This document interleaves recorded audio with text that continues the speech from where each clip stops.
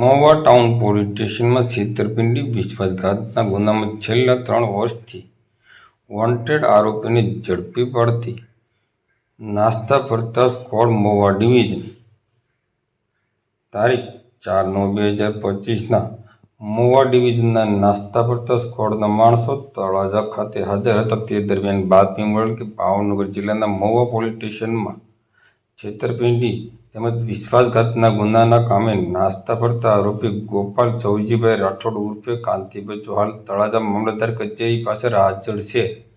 જે બાતમી આધારે બાતમીવાળી જગ્યાએ જઈ તપાસ કરતા આરોપી હાજર મળી આવ્યો. તેની પૂછપરછ કરતા તે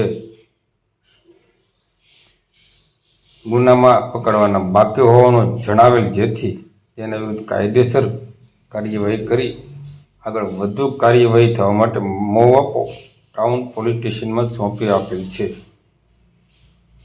આ કામગીરીમાં નાયબ પોલીસ અધિક્ષક શ્રી રીમા ઝાલાની સૂચના અને માર્ગદર્શન મુજબ police sub inspector Shri R A. Vader તથા assistant sub inspector J R. Ahir, police constable Harpalsinh Sarvaiya તથા પોલીસ કોન્સ્ટેબલ બનેશંગભાઈ મોરી તથા પોલીસ કોન્સ્ટેબલ કાળુભાઈ ચોપડા સહિતના જોડાયા હતા.